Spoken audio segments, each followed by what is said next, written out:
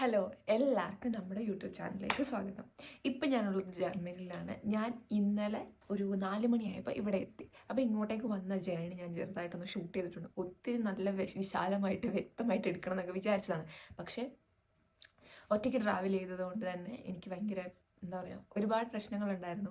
ഇവിടെ ലഗേജ് കിട്ടാൻ എനിക്ക് ഒരുപാട് ലേറ്റ് ആയിരുന്നു. പിന്നെ അതുപോലെ തന്നെ ഞാൻ ഇവിടെ ഇറങ്ങിക്കഴിഞ്ഞ് ഇങ്ങോട്ടേക്കുള്ള ജേണി ഭയങ്കര കഷ്ടപ്പാടായിരുന്നു. അപ്പോൾ മൊത്തത്തിൽ എനിക്ക് മര്യാദയ്ക്കൊന്നും ഷൂട്ട് ചെയ്യാൻ പറ്റിയിട്ടുണ്ടായിരുന്നില്ല. പിന്നെ ഞാൻ രാവിലെയാണ് വന്നത്. അപ്പോൾ എനിക്ക് രാവിലെ യാത്ര ചെയ്യുന്നത് ഭയങ്കര ബുദ്ധിമുട്ടാണ്. എല്ലാം കൊണ്ടും ഭയങ്കര ശോകം യാത്രയായിരുന്നു. എനിവേ ഞാൻ അതൊക്കെ ഒന്ന് ജസ്റ്റ് ഷൂട്ട് ചെയ്ത് വെച്ചിട്ടുണ്ട് കുറച്ചൊക്കെ. അത് നിങ്ങളൊന്ന് കാണിച്ചു തരാമെന്ന് വിചാരിച്ചു. അപ്പോൾ നമുക്ക് വീഡിയോയിലേക്ക് കിടക്കാം. 8 ഇതാണ് 23 കിലോൻ്റെ ലഗേജും പിന്നെ ഇത് ഹാൻഡ് ലഗേജ് 7 കിലോ. 7 8 എന്താവും ദൈവത്തിനറിയാം. വന്നത് 5-ാം തീയതി ആയിരുന്നു. 5-ാം തീയതി രാവിലെ 7 മണിയുടെ എയർ ഇന്ത്യയുടെ ഫ്ലൈറ്റിലാണ് ഞാൻ കയറിയത്. അപ്പോൾ എൻ്റെ ഫ്ലൈറ്റ് കണക്ഷൻ ഫ്ലൈറ്റ് ആയിരുന്നു. ആദ്യം ഡൽഹിയിൽ നിന്നായിരുന്നു ഞാൻ ഫ്രാങ്ക്ഫർട്ടിലേക്ക് വന്നത്. അപ്പോൾ രാവിലെയാണ് ഫ്ലൈറ്റ് എന്ന് പറയുമ്പോൾ നമ്മൾ 7 മണിക്കാണ് ടേക്ക് ഓഫ്. അപ്പോൾ എന്തായാലും ഒരു 3 മണിക്കൂർ മുന്നേ എയർപോർട്ടിൽ നമ്മൾ റിപ്പോർട്ട് ചെയ്യണമല്ലോ. 4 മണിക്ക് കയറണം. അതുകൊണ്ട് തന്നെ ഞങ്ങൾ തലേ ദിവസം വീട്ടിൽ നിന്ന് ഇറങ്ങിയിട്ടുണ്ടായിരുന്നു. അതായത് 4-ാം തീയതി നൈറ്റ് ഒരു 8:30-9 മണിയൊക്കെ ആയപ്പോഴത്തേക്കും ഞാൻ അങ്കമാലിയിൽ എത്തിയിട്ടുണ്ടായിരുന്നു. നെടുമ്പാശ്ശേരി കൊച്ചിയിൽ നിന്നാണ് ഞാൻ കയറിയത്. അപ്പോൾ അതിൻ്റെ ക്ലിപ്പാണ് നിങ്ങൾ കാണുന്നത്. എൻ്റെ വീട് ശരിക്കും കണ്ണൂർ ഇരിട്ടിയിലാണ്. അപ്പോൾ ഇരിട്ടിയിൽ നിന്ന് ഞങ്ങൾ അങ്കമാലി വരെ എത്തണമായിരുന്നു. രാവിലെ ട്രാവൽ ചെയ്തായിരുന്നു. അതായത് 4-ാം തീയതി രാവിലെ വീട്ടിൽ നിന്ന് ഇറങ്ങിയതാണ്. എത്തിയപ്പോഴത്തേക്കും ട്രാഫിക്കൊക്കെ കൊണ്ട് കുറച്ച് ലേറ്റ് ആയിട്ടുണ്ടായിരുന്നു. ഒരു 8 മണിയൊക്കെ കഴിഞ്ഞ് ഞങ്ങൾ അങ്കമാലിയിൽ എത്തിയപ്പോൾ അങ്കമാലിയിൽ ഞങ്ങൾ ബുക്ക് ചെയ്ത ഹോട്ടലിൻ്റെ അവിടെ തന്നെ റെസ്റ്റോറൻറ്റ് ഉണ്ടായിരുന്നു. അവിടെ പോയി ഫുഡ് കഴിച്ചു. ആ ഒരു വീഡിയോ ക്ലിപ്പാണ് നിങ്ങളിപ്പോൾ കാണുന്നത്.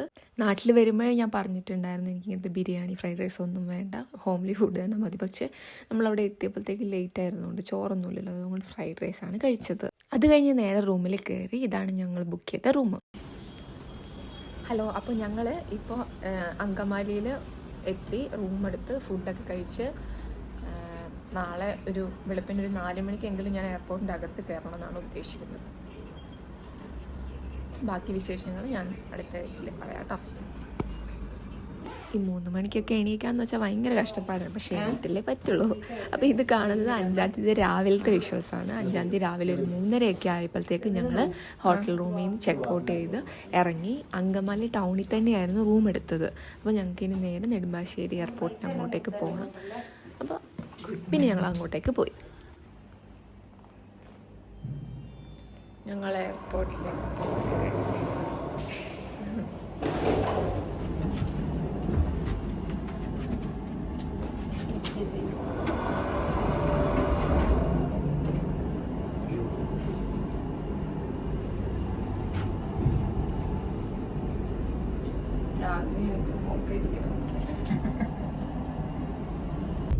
അച്ഛൻ നേരത്തെ പോയിട്ടുണ്ടായിരുന്നു. 31-ന് അച്ഛൻ കുവൈറ്റിലേക്ക് പോയി. പിന്നെ അനിയത്തിക്ക് എക്സാം ഉണ്ടായിരുന്നു, അതുകൊണ്ട് അവളും പോയി. അപ്പോൾ ആരും ഉണ്ടായിരുന്നില്ല. ആകെ അമ്മയും പൊളേട്ടയും മാത്രമേ ഉണ്ടായിരുന്നുള്ളൂ കൊണ്ടുവിടാനായിട്ട്. പോവാണോ?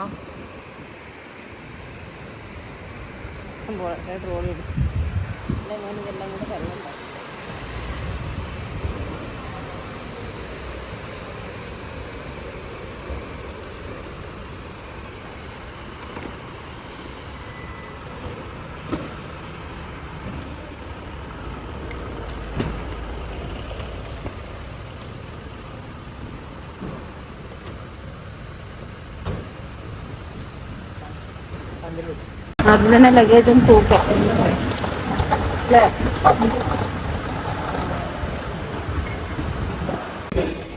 ഇവിടുന്ന് ഞങ്ങളൊന്ന് ജസ്റ്റ് ലഗേജ് ഒന്ന് ചെക്ക് ചെയ്ത്.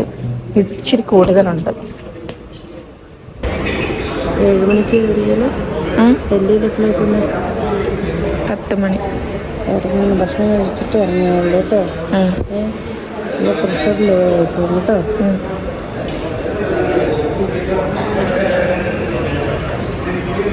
ടെൻഷൻ ഇരിക്കുന്നുണ്ട്. എന്തെങ്കിലും വീട്ടിലാണ് എടുത്തങ്ങ് മാറ്റിയത്. പഴയ സെറ്ററൊക്കെ അല്ലേ. ഇത് എത്ര കിലോ ഉണ്ടെന്ന് നോക്കിയോ? ആ സാധനം ഇങ്ങ് എടുക്കായിരുന്നു. 3,780. എല്ലാവരും പോകുമ്പോൾ സങ്കടം ഉണ്ടാവും, അത് കറക്റ്റാണ്. പക്ഷേ അമ്മയ്ക്ക് ഇച്ചിരി സങ്കടം കൂടുതലായിരുന്നു. കാരണം അമ്മ ഒറ്റയ്ക്ക് നിൽക്കണം, അച്ഛൻ ഇവിടെ ഇല്ല, അനിയത്തി ഇവിടെ ഇല്ല. അതുകൊണ്ട് ഒറ്റയ്ക്കാണ് ഇനി അമ്മ നിൽക്കേണ്ടത്. അതുകൊണ്ട് ഞാൻ പോയപ്പോൾ അമ്മയ്ക്ക് ഭയങ്കര വിഷമമായിരുന്നു. ഞാൻ സത്യം പറഞ്ഞാൽ ഹൗസ് ബിൽഡിങ് കഴിഞ്ഞിട്ട് വരും എന്ന് വിചാരിച്ചിരുന്ന ആളാണ്. പക്ഷേ ഞാനിവിടെ വന്നൊരു 6 മാസം കഴിഞ്ഞപ്പോൾ തൊട്ട് എൻ്റെ അമ്മ പറയാൻ തുടങ്ങി, വായോ വായോ വായോ എന്നും പറഞ്ഞു. അങ്ങനെ അമ്മയ്ക്ക് എന്നെ മിസ് ചെയ്യുന്നുണ്ടായിരുന്നു. അതുകൊണ്ടാണ് ഞാൻ ഇല്ലാത്ത പൈസ മുടക്കി വന്നത്.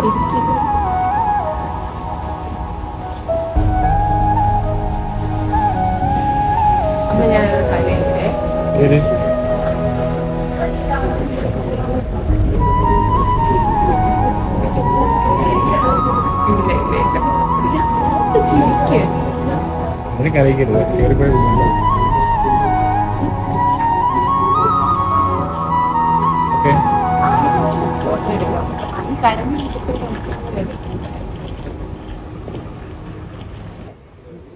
മരുന്നിൻ്റെ ബില്ല്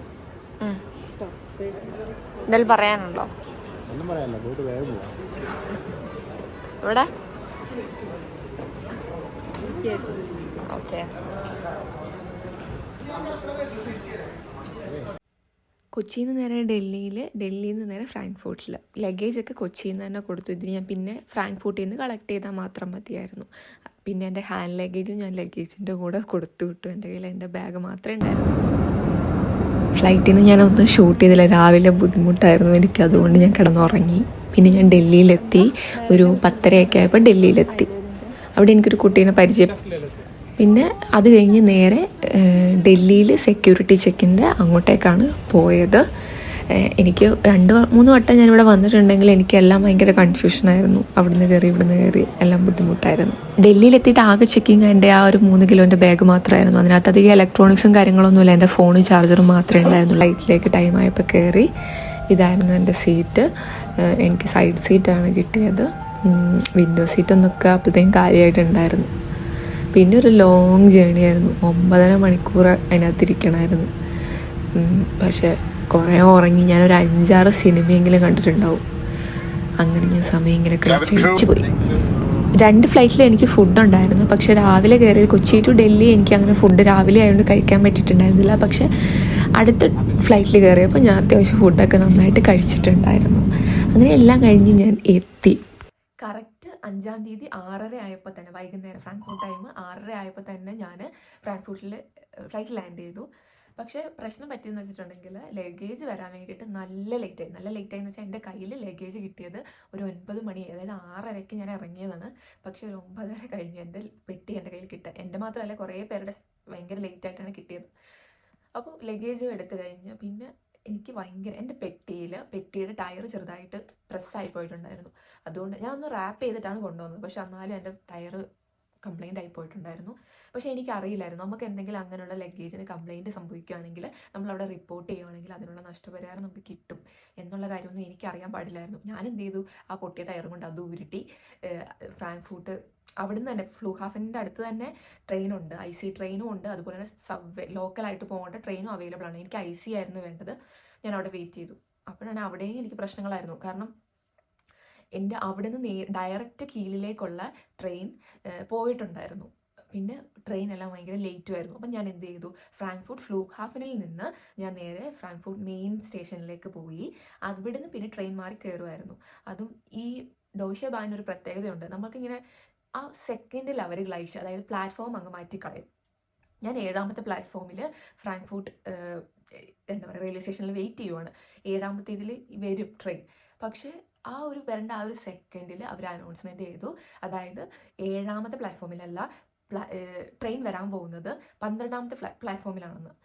ഞാൻ ആ 23 കിലോൻ്റെ ഒരു പെട്ടിയും 7 കിലോൻ്റെ പെട്ടിയും കൊണ്ട്, ഒന്നാമത്തെ ടയർ വർക്കിംഗ് അല്ല, ഉരുട്ടി ഞാൻ അങ്ങോട്ട് പോയി. ഭയങ്കര ബുദ്ധിമുട്ടായിരുന്നു എനിക്ക് ആ പെട്ടിയും കൊണ്ട് ഓടിപ്പിടിച്ച് പോകാൻ. ഒത്തിരി ബുദ്ധിമുട്ട് ഞാൻ. പക്ഷേ എങ്ങനെയൊക്കെ അകത്ത് കയറ്റി. പിന്നെ ഞാൻ എന്ത് ചെയ്തു, നേരെ ഹാംബൂർഗ് എത്തി. ഹാംബൂർഗ് ഞാൻ എത്തുമ്പോൾ ഏകദേശം ഒരു 2 മണി എങ്ങാണ്ടോ ടൈമായി. 2 മണി. അപ്പോൾ 2 മണി എന്ന് പറയുമ്പോൾ 6-ാം തീയതി ആയി. പിന്നെ എനിക്ക് ഹാംബൂർഗിൽ നിന്ന് കീലിലേക്കുള്ള ട്രെയിൻ കയറണമായിരുന്നു.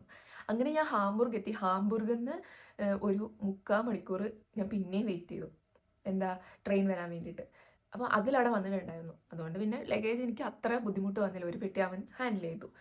ഞാൻ എന്നിട്ട് നേരെ ഹാംബൂർഗിൽ നിന്ന് കീലിലേക്ക് ട്രെയിൻ കയറി. എല്ലാം കഴിഞ്ഞ് ഞാൻ കീലിലെത്തി. കീലാണ് എൻ്റെ മെയിൻ സ്ഥലം. അവിടെ എത്തിയപ്പം ഏകദേശം ഒരു 3:30-4 മണിയോളമായി. പിന്നെ അവിടെ നിന്നും ബസ് കയറി വരാനുണ്ട് ഞാൻ നിൽക്കുന്ന സ്ഥലത്തേക്ക്. അങ്ങനെ അവിടെ നിന്നും ബസ് കിട്ടാൻ ഒരു 10-15 മിനിറ്റ് അവിടെയും വെയിറ്റ് ചെയ്തു. നേരത്തോട് നേരമല്ല, ചിലപ്പോൾ അതിനും ഗ്യാപ്പ് വരുന്നുണ്ടല്ലോ, 4 മണിക്കൂറിന് ഡിഫറൻസ് വരുന്നത്. അതായത് ഞാൻ 5-ാം തീയതി 4 മണിക്ക് അകത്ത് കയറിയെങ്കിൽ ഞാൻ ഇവിടെ ജർമ്മനിയിൽ കറക്റ്റായിട്ട് എൻ്റെ റൂമിലെത്തിയപ്പം 6-ാം തീയതി വെളുപ്പിനെ 4 മണി കഴിഞ്ഞായിരുന്നു. അപ്പം അങ്ങനെയാണ് എൻ്റെ ജേണി. അപ്പോഴത്തേക്ക് ഇവിടെ ഫുള്ള് മഞ്ഞായി. ആ വിഷ്വൽസ് ഞാൻ എടുത്തു വെച്ചിട്ടുണ്ട്. അതായത് നമ്മളൊരു ചൂട് എന്ന് പറയുന്നത് 30 ഡിഗ്രിയിൽ നിന്ന് പെട്ടെന്ന് ഇങ്ങോട്ടേക്ക് -2 -4 വന്നപ്പോൾ എനിക്ക് അന്നത്തെ ഒരു ദിവസം എനിക്ക് ഭയങ്കര തൊണ്ടവേദന അങ്ങനെയൊക്കെ ആയിരുന്നു.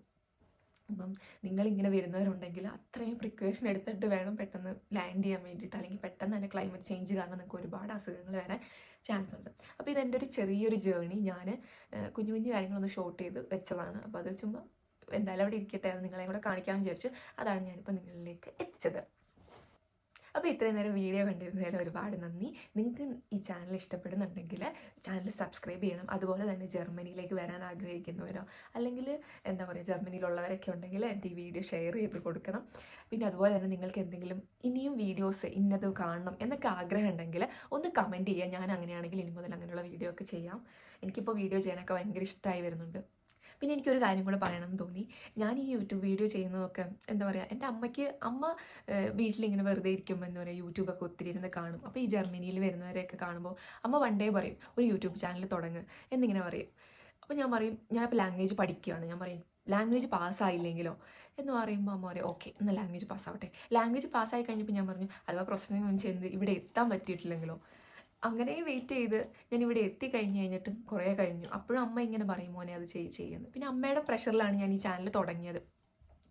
അങ്ങനെ ചാനൽ വീഡിയോ ഒക്കെ ചെയ്യാൻ തുടങ്ങി എന്ന് കരുതി ഞാൻ ഇതുവരെ ഇതൊരു എന്താ പറയുക ഫുൾ ടൈം ആയിട്ട് ചെയ്യണമെന്നൊന്നും ആഗ്രഹിക്കില്ല. പക്ഷേ ഇപ്രാവശ്യം ഞാൻ വീട്ടിൽ പോയപ്പോഴാണ് ഞാൻ മനസ്സിലാക്കിയത് ഞാൻ അപ്ലോഡ് ചെയ്ത ആ വീഡിയോയിലെ ഓരോ ഈച്ച് എലമെൻറ്റ് എല്ലാ കാര്യങ്ങളും ഓരോ ഡയലോഗ് എൻ്റെ ഓരോ എക്സ്പ്രഷൻ എല്ലാം എൻ്റെ അമ്മ നന്നായി കാണുന്നുണ്ട്.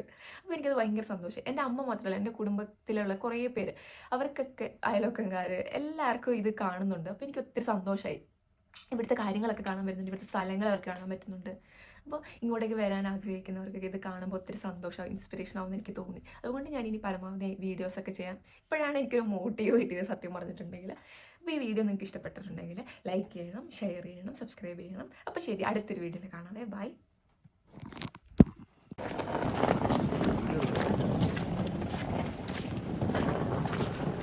എത്തി മഞ്ഞ് വീഴുക.